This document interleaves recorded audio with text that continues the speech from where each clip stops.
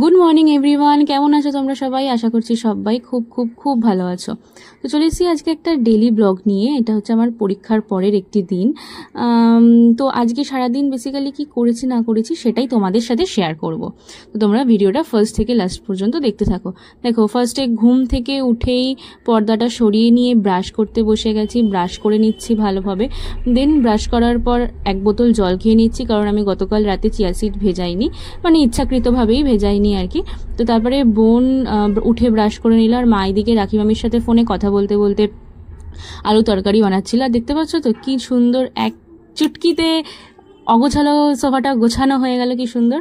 কি ভাবছে এটা? একদমই না, এক চুটকিতে কখনো কোনো কিছুই করা সম্ভব না। এটার জন্য অবশ্যই পরিশ্রম করতে হয়েছিল।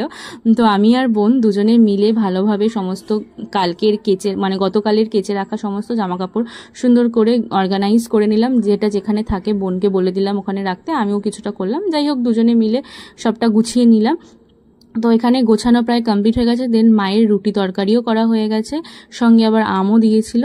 ভীষণ হেলদি একটা ব্রেকফাস্ট করে তারপর আমি ঘরটা সুন্দরভাবে গুছিয়ে পরিপাটি করে গুছিয়ে আমি এখন যাব স্নানে, কারণ আমার আজকে প্রচুর কাজ রয়েছে।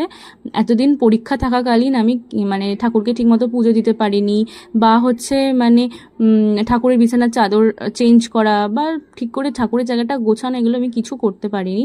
তো সেই জন্য আমার পরীক্ষা এখন, মানে ফাইনাল সেমিস্টারের এক্সাম এখন শেষ হয়েছে। তো এখন আজকে আমি সেই জন্যই ভালোভাবে ঠাকুরের জায়গাপত্রগুলো গোছাবো বলে তাড়াতাড়ি সকালে উঠে ব্রেকফাস্ট করেই আর কি স্নান করে নিয়েছি। ঠিক আছে, এখানে তো এখন ঠাকুরের প্রিপারেশনগুলো স্টার্ট করব বলে সেই জন্য নিজে আগে ভালো করে ফ্রেশ হয়ে নিচ্ছি, দেন ঠাকুরের প্রিপারেশনগুলো স্টার্ট করব। তো ভালোভাবে একটা পনি টেল করে নিলাম, দেন মুখে সানস্ক্রিন লাগিয়ে দিলাম। কোথাও বেরাবো না জানি, তাও স্টিল লাগালাম আর কি, যাতে ডিহাইড্রেশনের কোনো রকম প্রবলেম না হয়। তো দেন হচ্ছে দেখো, প্রথম কাজ যেটা ছিল ঠাকুরের বেডশিটটা চেঞ্জ করা। ঠাকুরের বেডশিটটা চেঞ্জ করে আমি বোন দুজনে মিলে, বোনও স্নান করে এসছে, আমরা দুজনে মিলে কিন্তু সুন্দর করে ঠাকুরের বালিশের ওয়ারগুলোও চেঞ্জ করে নিলাম গল্প করতে করতে। দেন ভালোভাবে ঠাকুরকে গুছিয়ে ফুল দিয়ে মালা দিয়ে বা ঠাকুরকে খেতে দিয়ে সুন্দর করে আরতি করে আমার পুজোর কাজটা করছিলাম আর কি। আমার ঠাকুমা সবসময় কি বলেন জানো তো, সব অন্যায়ের না সবসময় প্রতিবাদ করতে নেই, কিছু কিছু অন্যায়ের বিচার তার হাতেই ছেড়ে দিতে হয়, কারণ তিনি সবটা দেখছেন, তিনি সময় মতো ঠিক বিচার করবেন আর কি। ঠিক আছে, এই কথাটা বলা আমার তাদের উদ্দেশ্যে যারা অন্যকে ঠকিয়ে নিজে ভালো থাকতে চায় আর কি। ঠিক আছে, তো এখানে দেখো আমি আরতি করছিলাম। আমি রেগুলার বেসিসে আরতি করি আর কি, যখনই পুজো দিই না কেন সব সময়তেই আরতি করার চেষ্টা করি, বেশিরভাগ সময়ই করি। মানে খুব কম, খুব তাড়াহুড়ো থাকলো তখন হয়তো আরতি করি না, বাট ম্যাক্সিমাম টাইমেই আমি আরতি করেই পুজো করি। এই জন্য আমার পুজো করতে অনেকটা সময় লাগে, মানে পুজো দিতে অনেকটা সময় লাগে।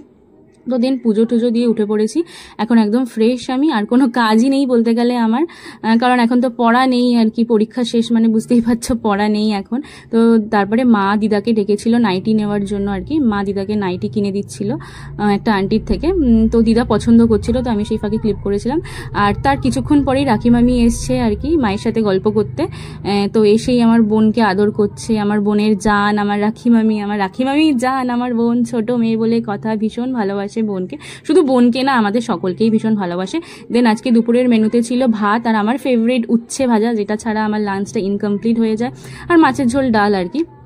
দেন খেয়ে উঠতে না উঠতেই দেখি বাপি আচার নিয়ে এসছে, অনেক রকম ফ্লেভার, তেঁতুল, কুল, চালতা, আমের, আমশি, মানে আমি হয়তো অনেকগুলো নাম মিসও করে যাচ্ছি আর কি।